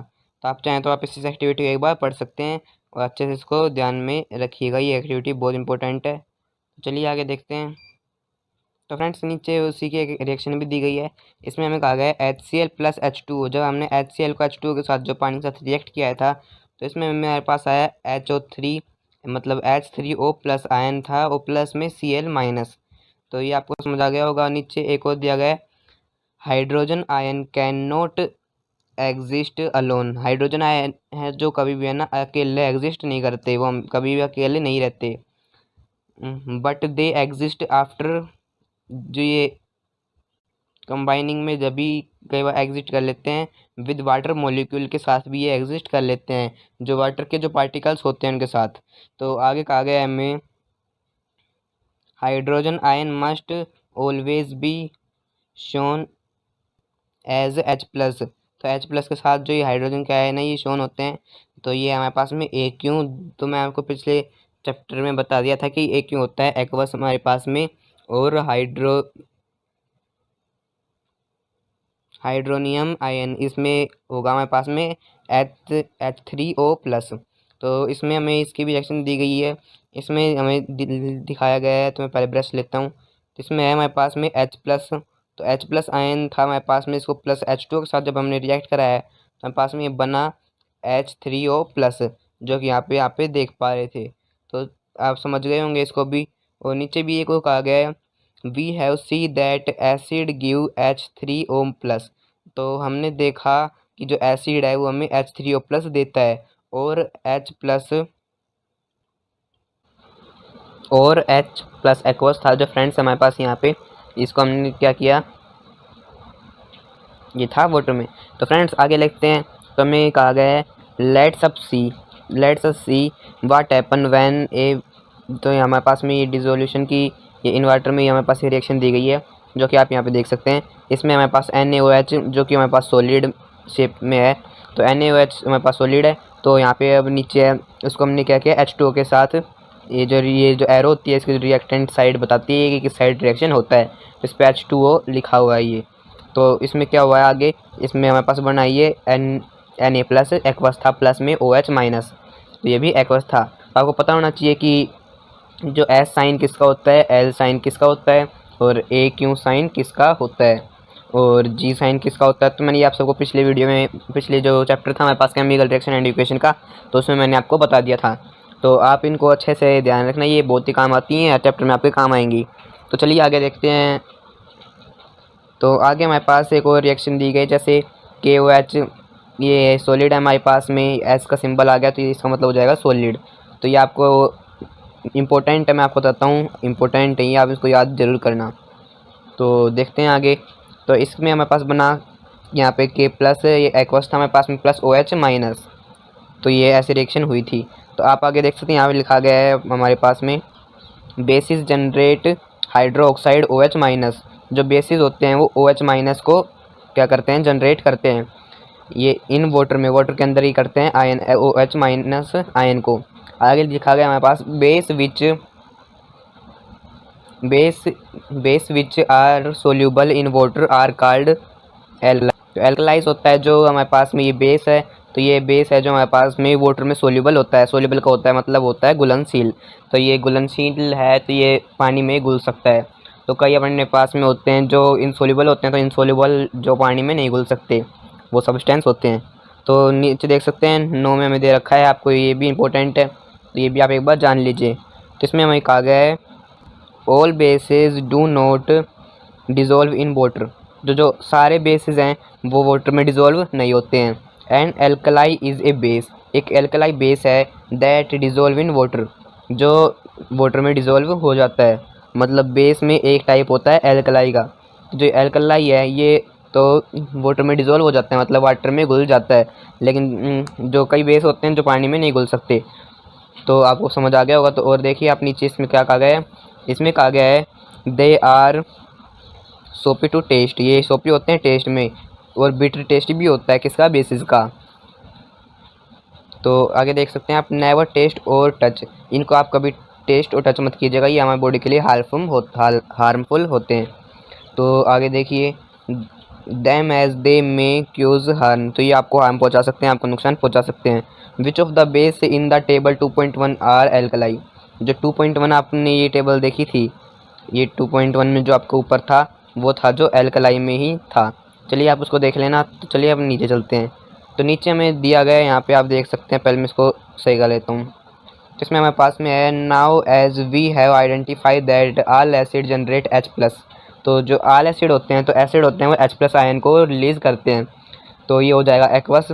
And all basis generate OH minus, तो इसका कहने का मतलब ये है, जो एसिड होते हैं वो, एक बार मैं इसको सही करता हूँ, जो एसिड होते हैं हमारे पास में, एसिड तो हमारे पास करते हैं H+ आयन जनरेट, और जो बेस होते हैं हमारे पास में, बेस करते हैं हमारे पास में OH माइनस, जो कि आप पिछले कई एक्टिविटीज़ में देख चुके हो। तो चलिए देखते हैं आगे, तो आपको ये भी समझ आ गया होगा। तो यहाँ पे 3 रिएक्शंस दी गई हैं, ये हमारे पास 1 2 3, इनको हम देख लेते हैं। तो इसमें हमारे पास में पहले में एसिड प्लस बेस को, एसिड को और बेस को मिलाएंगे तो हमारे पास में एक साल्ट बनेगा। किसी टाइप का साल्ट बन सकता है, ये हमारा नॉर्मल साल्ट नहीं, कैसा भी साल्ट हो सकता है, ये हार्मफुल साल्ट भी हो सकता है। तो एसिड को बेस को रिएक्ट कराने पर हमारे पास साल्ट और वाटर रिलीज़ होता है, एक तो साल्ट निकलता है और एक वाटर निकलता है।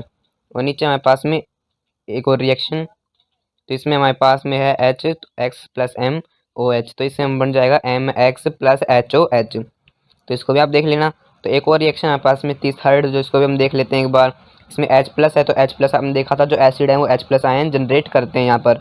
और इसमें आगे हमारे पास में H+ एक्वस को हमने, और प्लस OH माइनस को। और मैं आपको बताता हूँ, जो ये H+ होते हैं, H+ और OH माइनस, ये सारे एक्वस होते हैं। जैसा कि आप इनके रिएक्शन में भी देख पा रहे होंगे, यहाँ पे भी एक्वस है और यहाँ पे भी ये एक्वस लिख रखा है। आप तो इनको अच्छे से याद रखना कि आपके एज कभी भी आ जाएँ तो आप इसको बता सकें कि ये एक्वस होते हैं। तो आपको छोटे छोटे पॉइंट ही याद रखना है, ये भी आपके 1 मार्क्स में MCQ में पूछे जा सकते हैं पेपर में।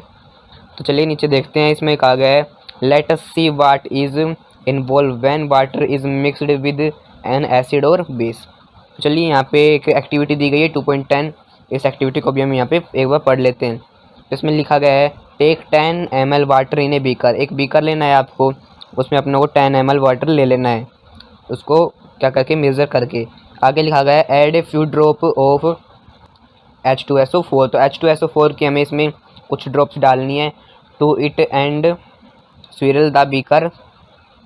आगे इसमें कहा गया है touch the base of beaker. जो इस बीकर का जो बेस है नीचे का, उसको आप टच कीजिए।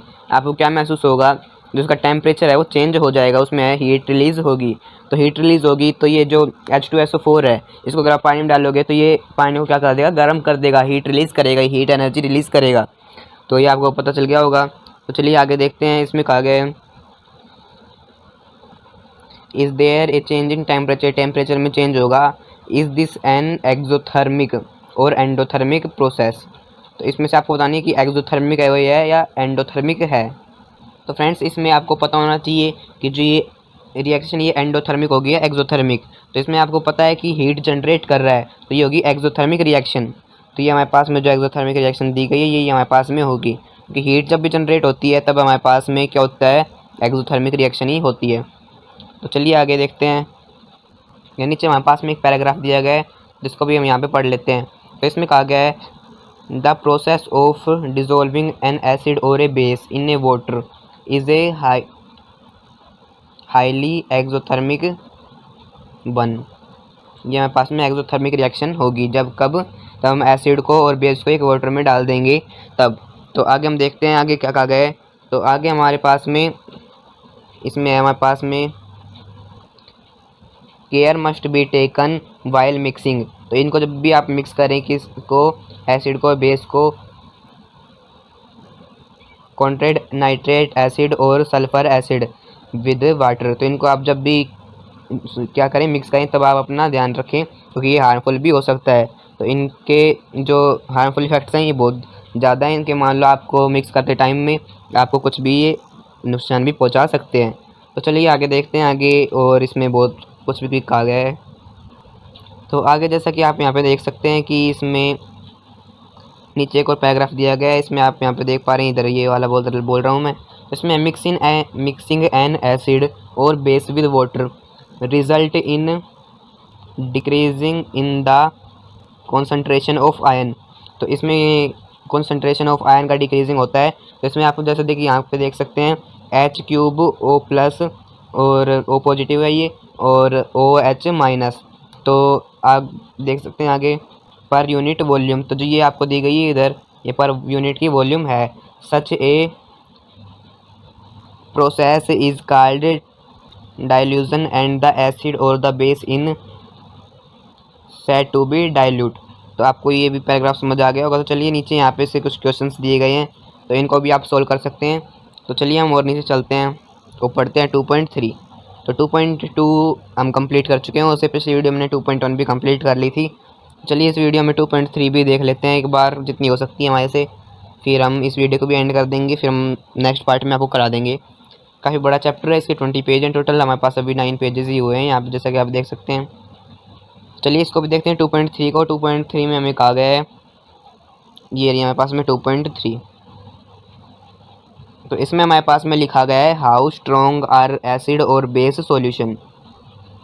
तो चलिए इसको पढ़ते हैं क्या कहा गया है हमें। तो इसमें कहा गया है वी नो, हम जानते हैं, how acid base indicators can be use to distinguish between an acid and base. तो इसमें हमें और आगे देखते हैं क्या कहा गया है। तो फ्रेंड्स मैं सोच रहा हूँ कि आज की वीडियो काफ़ी बड़ी हो चुकी है, तो बाकी का जो आगे का कॉन्सेप्ट है जो बच रहा है तो उसको हम करेंगे नेक्स्ट पार्ट में, जो कि हमारा हो जाएगा पार्ट नंबर 3। तो 3rd पार्ट में मैं आपको ये सब करा दूँगा। तो तब तक के लिए आप इन पीछे वालों को रिवाइज कर सकते हैं, वीडियो को वापस देख सकते हैं समझ नहीं आई तो आज की वीडियो में बस इतना ही। थैंक यू फॉर वॉचिंग, मिलते हैं नेक्स्ट वीडियो में।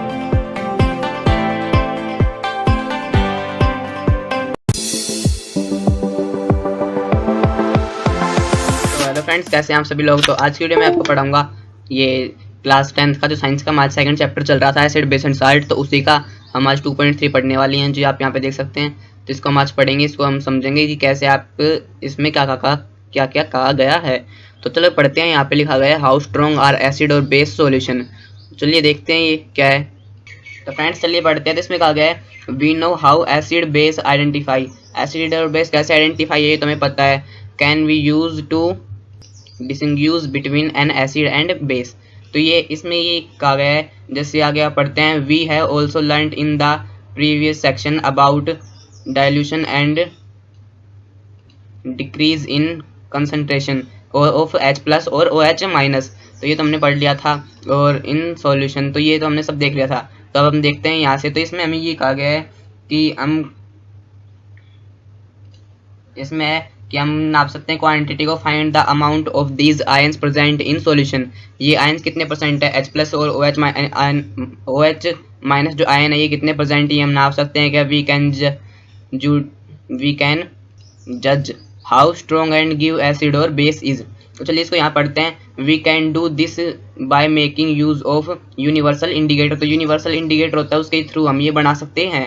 तो ये सॉल्यूशन बनाना जो है वो क्या है, आसान है, इसको हम बना सकते हैं। इसको ऐसा नहीं है कि ये नहीं बन सकता। तो ये आपको पता चल गया होगा। तो चलिए आगे। तो फ्रेंड्स आपको नहीं पता होगा कि सेवरल इंडिकेटर आखिर होता क्या है। तो फ्रेंड्स सेवरल इंडिकेटर जो होते हैं, सेवरल इंडिकेटर जो सारे इंडिकेटर होते हैं उनका जो मिक्सचर होता है, उसके मिक्सचर को ही हम सेवरल इंडिकेटर कहते हैं। तो ये आपको समझ में आ गया होगा। तो चलिए आगे देखते हैं। The universal indicator show different colours at different concentration. ये डिफरेंट कंसंट्रेशन में डिफरेंट कलर दिखाता है ऑफ हाइड्रोजन आयन, हाइड्रोजन के आयन में। इन्हें सॉल्यूशन में जब ये अलग अलग होता है उसके हिसाब से ये अलग अलग कलर दिखाता है। तो फ्रेंड्स चलिए आगे देखते हैं। इसमें आगे हमारे पास में a scale of measuring hydrogen ion. Hydrogen ion को मापने का स्केल होता है एक ion concentration of in A solution में। इसका क्या कहते हैं हम, कोल्ड पीएच स्केल।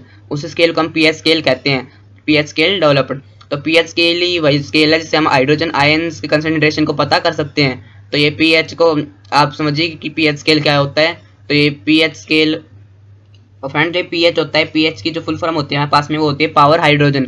तो पावर हाइड्रोजन भी आपको नोट रखनी है अपने दिमाग में, और अपनी नोटबुक में भी आप नोट कर सकते हैं इसको। पीएच की वैल्यू है जो, मतलब पीएच की जो फुल फॉर्म है वो होती है पावर हाइड्रोजन। तो इसको भी आप अच्छे से नोट कर लीजिएगा, ये भी वेरी इंपॉर्टेंट है। और ये भी आप देख लेना एक बार इसको लिखते कैसे हैं। पी स्मॉल लेटर में आता है हमारा और एच बिग लेटर में आता है। तो ये भी आपको देखना है, ऐसे नहीं आप पी भी छोटा और एच भी छोटा लिख दें, या पी भी बड़ा और एच भी बड़ा लिख दें। आपको बिल्कुल सही एक्यूरेट जो भी लिखा गया है वही लिखना होगा। और आगे आप देखिए यहाँ पे दिया गया है ऑन द पीएच स्केल पे we can measure pH from 0। हम 0 जो ये होता है, हम इसमें 0 जो होता है 0 नंबर पे वेरी एसिडिक होता है, और टू 14 तक होता है ये, 0 से 14 तक। 14 पे क्या होता है, वेरी एल्कलाइन होता है ये। तो ये होता है ये पीएच का स्केल। तो आपको नीचे डायग्राम भी दे रखा है, जैसा कि आप यहाँ देख सकते हैं।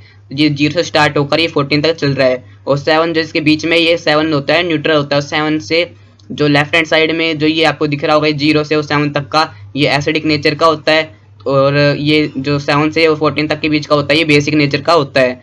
इधर तो H प्लस आयन इंक्रीज होंगे और इस side H plus ion decrease होंगे। और ये H प्लस है, ये OH माइनस है, क्योंकि H प्लस होता है एसिड का कंसंट्रेशन और OH माइनस बेसिक का। तो ये आपको पता चल गया होगा। तो आपको ये भी इंपॉर्टेंट में रखना है, ये भी आपको याद रखना होगा। तो आपको पीएच स्केल समझ में आ गया होगा। चलिए ऊपर देखते हैं। तो अब आगे हमारे पास में आता है पीएच। तो pH should be through of simple a number which. तो क्या करता है, जो पीएच होता है, पीएच स्केल अलग है और पीएच अलग है।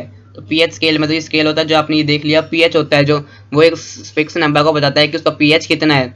पीएच वैल्यू आपने सुना ही होगा, पीएच वैल्यू किसी की 6 होती है, किसी की 7 होती है। तो ये पीएच होता है जो फिक्स नंबर को बताता है, जैसे कि आप यहाँ पे देख सकते हैं। इंडिकेट द एसिडिक और basic nature of A solution है। ये एसिड को बेसिक नेचर का हमें बताता है सॉल्यूशन में, और उसका फिक्स पीएच वैल्यू ही बताता है। आगे है हायर,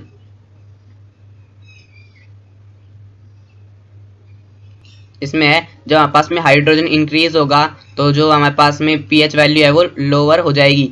जैसे हमारे पास में पीएच किसी की वैल्यू 1 है और किसी की पीएच वैल्यू 2 है।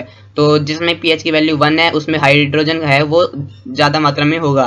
तो जैसा कि आप ये देख सकते हैं, ये लाइन को भी, इस लाइन को भी आपको क्या रखना है, इंपॉर्टेंट रखना होगा। तो ये बहुत इंपॉर्टेंट है, तो आप इसे भी देख सकते हैं, इसको आप नोट कर सकते हैं, जिसको मैंने हाईलाइट कर दिया। तो चलिए आगे देखते हैं।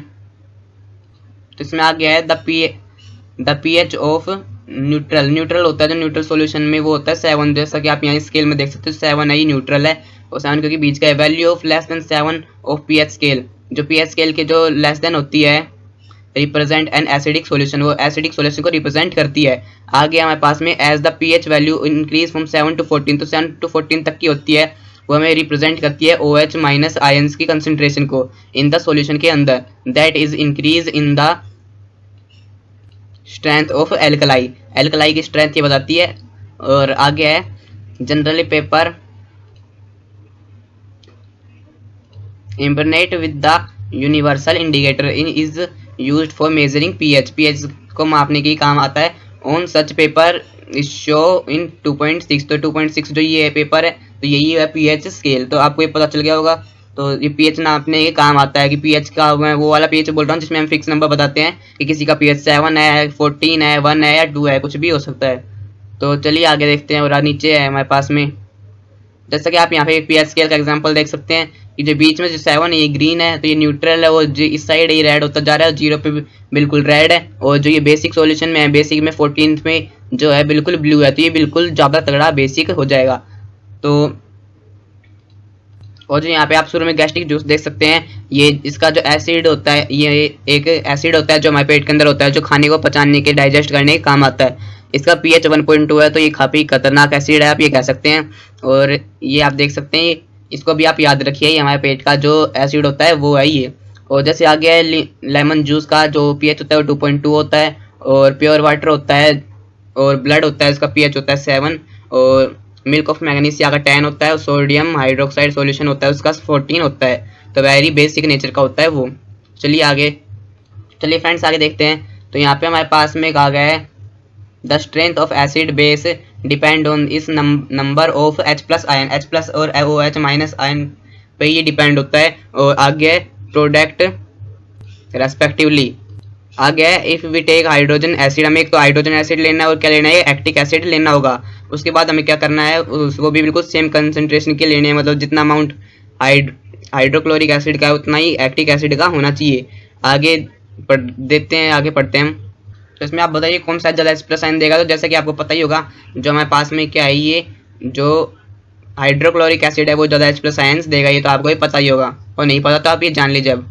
चलिए आगे देखते हैं। तो इसमें कहा गया है acid that give rise to more H+ ions are said to be strong acid, जो ज़्यादा H+ आयन हमें देता है उसको हम स्ट्रॉन्ग एसिड कहेंगे। And acid that give less H+ ion, जो H+ आयन लेस मतलब कम देता है उसको हम वीक एसिड कहेंगे। Can you now say that what weak and strong base are, तो बेस में भी सेम ऐसा ही होता है कि बेस में भी ज़्यादा OH- देने वाला स्ट्रॉन्ग होगा और कम OH- देने वाला वीक होगा। तो ये जो रूल है वो बेस में फॉलो होगा और यही एसिड में भी फॉलो होगा। तो चलिए फ्रेंड्स आगे देखते हैं। तो आगे हमारे पास में 2.3.1 दी गई है। तो इसमें हमारे पास क्या कहा गया है, इसमें हमारे पास में importance of pH in everyday life, हमारे एवरीडे लाइफ में जो पीएच की जो एवरीडे लाइफ में जो इम्पोर्टेंस होती है वो क्या है हमारे पास। तो शुरू में जो हमारे पास दिया गया है are plant and animal pH sensitive, तो पीएच सेंसिटिव ये होते हैं। तो इसमें लिखा गया है our body works within the pH range of 7.0 to 7.8, तो 7.0 से 7.8 तक जो हमारी बॉडी है उस पीएच पे ये वर्क करती है। आगे living organism can survive only in a narrow range of pH change, जो नैरो रेंज के पीएच चेंज में ये सर्वाइव कर पाते हैं लिविंग ऑर्गेनिज्म सारे, उस लिविंग ऑर्गेनिज्म में हम भी आ जाते हैं, मतलब जो भी जीवित प्राणी है। आगे में दिया गया when pH of rain water, जब रेन वाटर का जो पीएच होता है जो 5.6 से कम हो जाता है तो उसको हम एसिड रेन कहते हैं। तो आपने सुना होगा कि एसिड रेन मतलब जो बारिश का पानी होता है उसकी बूंदों में एसिड की जो हो जाती है मिलावट एक तरह से। तो और क्या होता है, ये सिटीज़ में कई जगह पे हो जाता है पोल्यूशन की वजह से। तो क्या होता है, यही जो पानी है ये हमारे रिवर्स में चला जाता है और उसी से जो एक्वेटिक स्पेसीज हैं और रिवर का पीएच चेंज होने के कारण जो एक्वेटिक स्पेसीज है उनका सर्वाइव करना मुश्किल हो जाता है। तो हमें क्या करना चाहिए, हमें इतना पॉल्यूशन नहीं करना चाहिए और हमें हर जगह साफ़ सुथरी रखनी चाहिए। तो आपको एसिड ट्रेन का भी समझ आ चुका होगा और ये बॉडी का भी हमारे समझ में आ चुका होगा। तो ये पैराग्राफ इंपॉर्टेंट है, आप इसको देख लेना। चलिए आगे देखते हैं।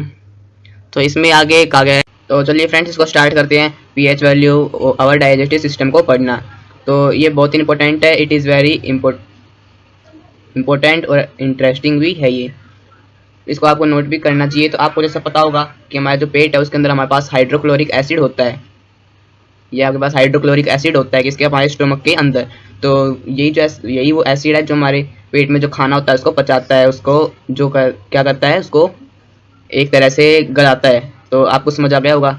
तो आगे इसमें कहा गया है हमसे, इसमें आगे कहा गया है इट हेल्प टू, ये हमारे पास डाइजेशन करने के काम आता है। ये वाला एसिड कौन सा, हाइड्रोक्लोरिक एसिड। तो हमारा क्या करता है, डाइजेस्ट करता है फूड को विदाउट किसी भी बिना किसी नुकसान पहुंचाए किसको, हमारे पेट को। ये हमारे पेट को भी कोई नुकसान नहीं पहुंचाता, बल्कि ये बहुत खतरनाक एसिड भी होता है एक तरह से।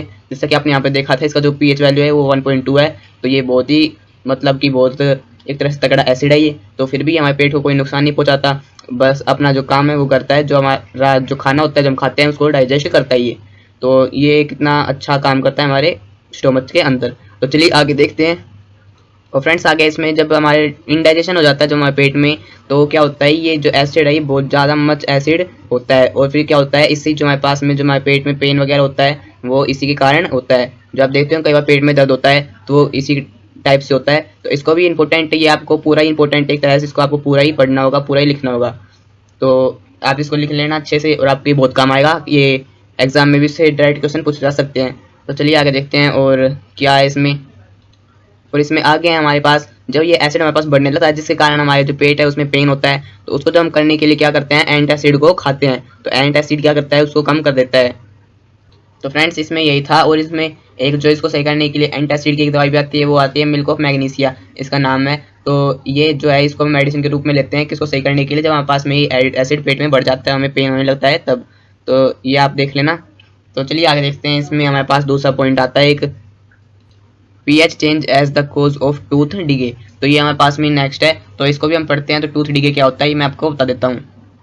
तो फ्रेंड्स इसमें जैसे लिखा गया है, तो टूथ डिगे है वो कब स्टार्ट होता है, व्हेन द पीएच, जब हमारे जो मुंह का पीएच होता है वो 5.5 से कम हो जाता है, लोअर देन 5.5 से जब हमारे मुंह का जो पीएच वो कम हो जाएगा, जब हमें टूथ डिगे होने लगेगा। तो आगे हमारे पास में इसमें और ये होता है जो हमारे पास टूथ की जो लेयर होती है वो किससे बनी होती है, made up of calcium phosphate की ये लेयर बनी होती है। हमारी जो टूथ की जो अपर लेयर होती है ये क्या होती है, is the hardest substance in our body. या हमारी बॉडी का जो पूरी बॉडी है उसमें सबसे हार्डेस्ट सब्सटेंस होता है वो यही होता है।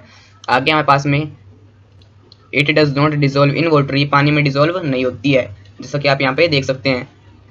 और आगे लिखा गया है बट इट करोड, ये करोड कब हो जाती है, when the pH in the mouth, जो माउथ का पीएच है वो 5.5 से बेलो, मतलब जब 5.5 से नीचे जाने लगता है तब ये जो क्या हो जाती है, करोड़ होने लग जाती है।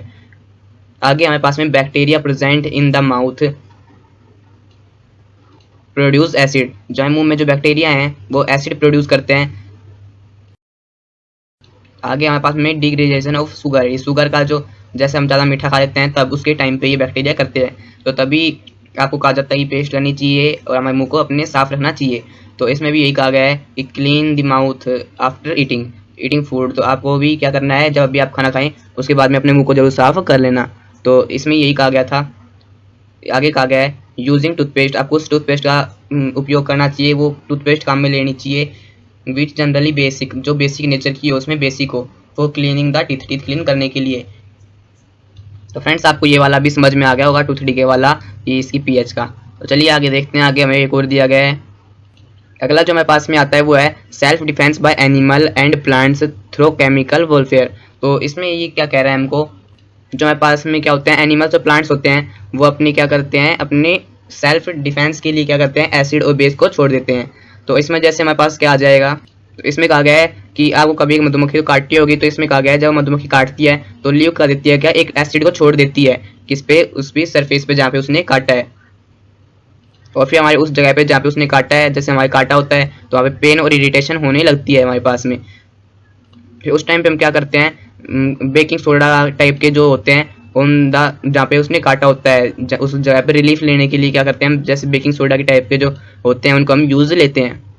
तो फ्रेंड्स इसमें आगे कहा गया है कि निटिल लीव्स होती है, जिसमें क्या होता है उसमें कि उसका जो पत्ती होती है, उसका जो एंड होता है उस पर कांटे टाइप में होते हैं। तो जब मान लो आपके कभी चुभ जाए तो वो क्या, कौन सा एसिड रिलीज करती है हमारे पास में, मेथेनोइक एसिड है, जो वो रिलीज कर देती है हमारी बॉडी में जब भी वो हमारे चुभ जाता है तब। तो यहाँ पे नीचे उसकी एक पिक्चर भी दी गई, जैसा कि आप यहाँ देख सकते हैं। इसमें जो ये एंड पे देख सकते हैं आप, यहाँ पे कांटे टाइप में आपको दिख रहे होंगे, तो यही जगह पे चुभ जाते हैं तब मेथेनोइक एसिड ये रिलीज कर देते हैं। तो इसको भी आप नोट कर सकते हैं, ये भी वेरी वेरी इंपॉर्टेंट है।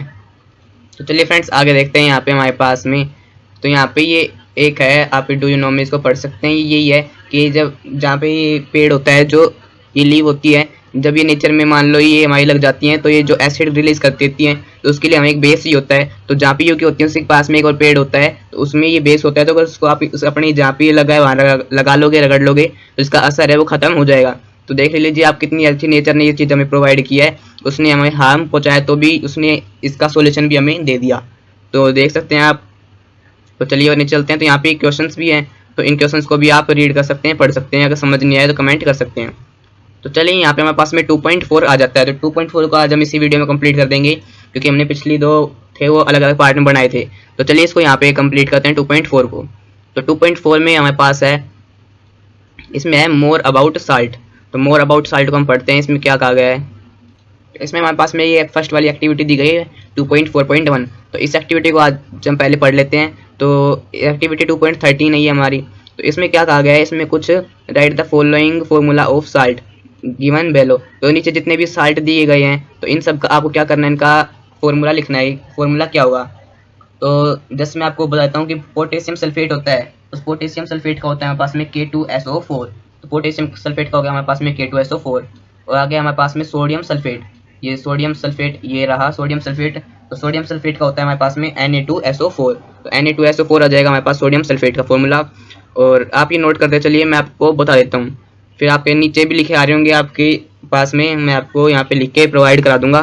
तो ये अगला है हमारे पास में कैल्शियम सल्फेट। तो कैल्शियम सल्फेट है, उसका फॉर्मूला होता है हमारे पास में CaSO4। तो आपको ये सारे याद करने हैं, इंपॉर्टेंट है एग्जाम के पॉइंट ऑफ व्यू से भी। अगला है हमारे पास में मैग्नीशियम सल्फेट। तो इसका जो फॉर्मूला होता है वो होता है MgSO4। तो MgSO4 है इसका फॉर्मूला। आगे हमारे पास में जैसे कॉपर सल्फेट, तो कॉपर सल्फेट का हमारे पास में CuSO4।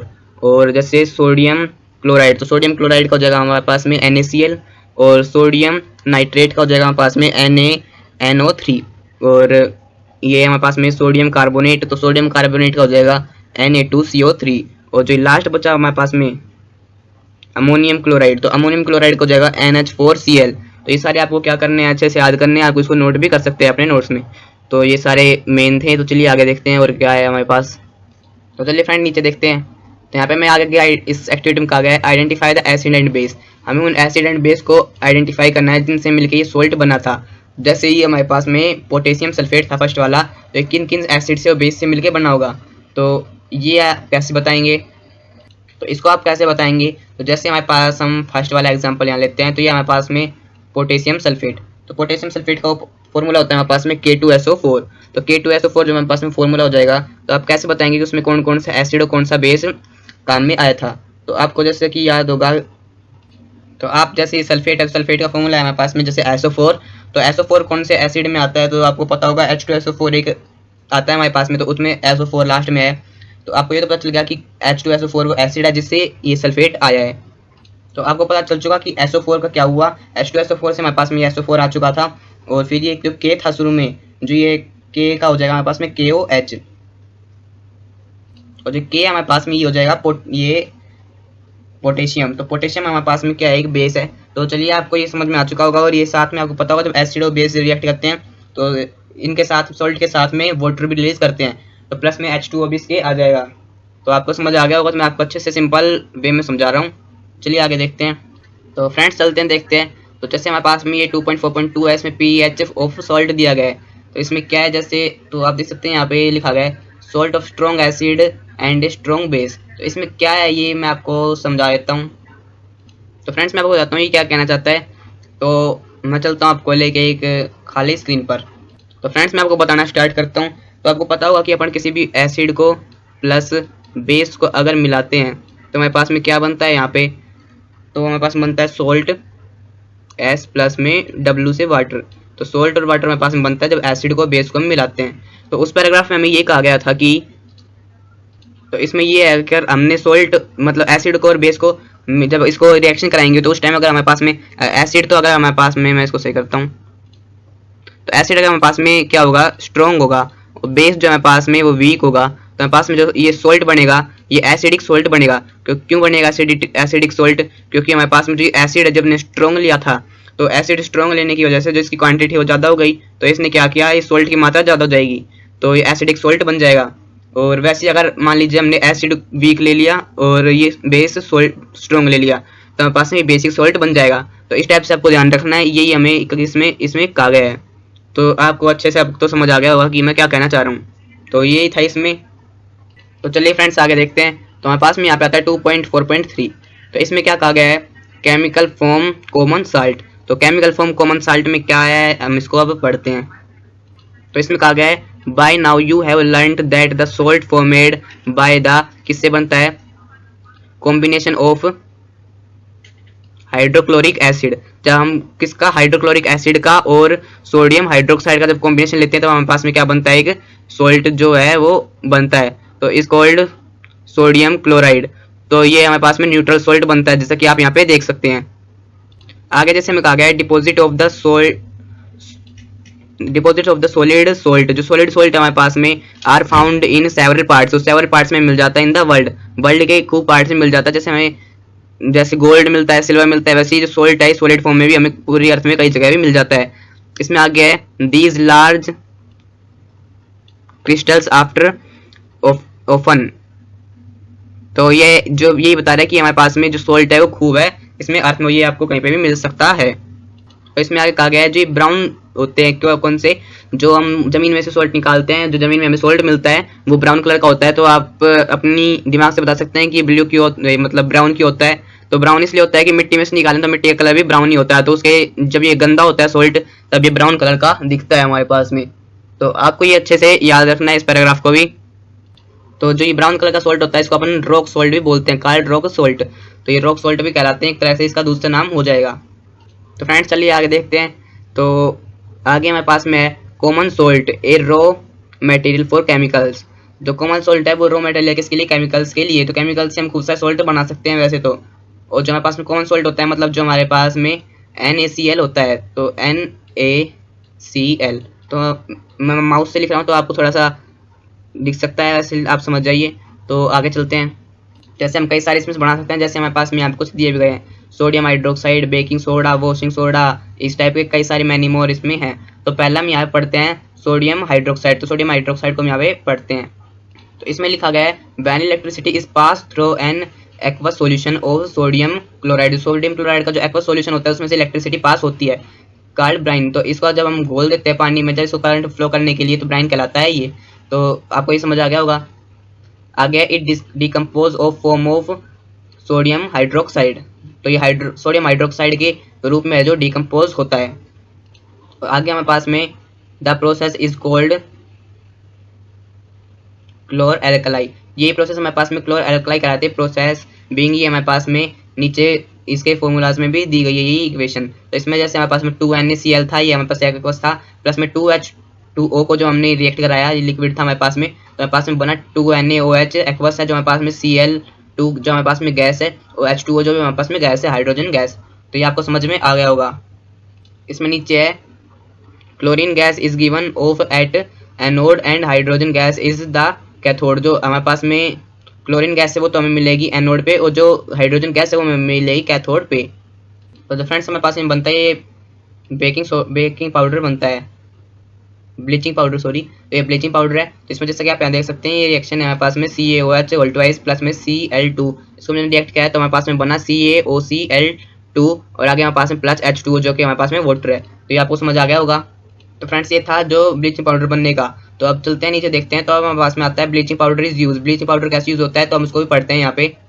इसमें फर्स्ट हमारे पास में फॉर ब्लीचिंग कॉटन। तो कॉटन के ऊपर से जब हम ब्लीचिंग मतलब जो ऊपर से जो कलर होता है उसको हटाने के लिए भी इसका इस्तेमाल में करते हैं। और आगे हमारे पास में यहाँ पे वुड पल्प आपको दिख रहा होगा, जो लकड़ी के टुकड़े होते हैं उनका भी कलर रिमूव करने के लिए काम में ले जाता है। तो आप सोचोगे कि लकड़ी का कलर क्यों रिमूव करेंगे, तो जब हम लकड़ी से जो पेपर बनाते हैं उस पेपर को बनाने के लिए इसका कलर रिमूव करना पड़ता है, उसके लिए हम ब्लीचिंग पाउडर का यूज लेते हैं। आगे हमारे पास में an oxidisation in many chemical industries. तो केमिकल इंडस्ट्रीज में भी इसका ऑक्सीडाइजेशन के रूप में इसका यूज लिया जाता है। और आगे हमारे पास में फ्रॉम ड्रिंकिंग वाटर, ये जम्स का जो हमारे जो पीने का पानी उसमें से रिमूव कर देता है, उसको हटा देता है। तो आपको देख लिया ब्लीचिंग पाउडर कितने अच्छे से हमारे लाइफ में काम आता है। तो फ्रेंड्स आगे हमारे पास में बेकिंग सोडा। तो बेकिंग सोडा हमारे पास खाने का सोडा होता है, बेकिंग सोडा को हम खा सकते हैं।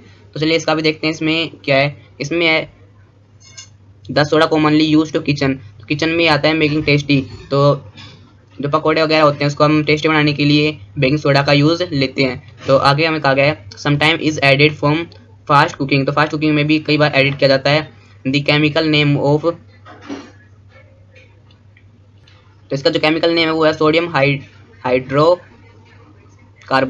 तो हाइड्रोकार्बोनेट है जिसका क्या है केमिकल नेम, तो इसका फॉर्मूला भी हमारे पास में NaHCO3, तो ये जो है इसका फॉर्मूला है। आगे हमारे पास में it is produce using sodium chloride as one of the raw material, तो रॉ मटेरियल के रूप में किसको वो करता है, प्रोड्यूस करता है सोडियम क्लोराइड को। तो जैसे हमारे पास में यहाँ पे फॉर्मूला भी इसका दिया गया है NaCl plus H2O plus CO2, तो CO2 और प्लस NH3, इसको करते हैं तब रिएक्शन कराते हैं, हमारे पास में आता है NH4Cl प्लस NaHCO3, तो हमारे पास में ये तो है हमारे पास अमोनियम क्लोराइड Na4Cl, और जो ये हमारे पास में दूसरा है ये हमारे पास में सोडियम हाइड्रोजन कार्बोनेट।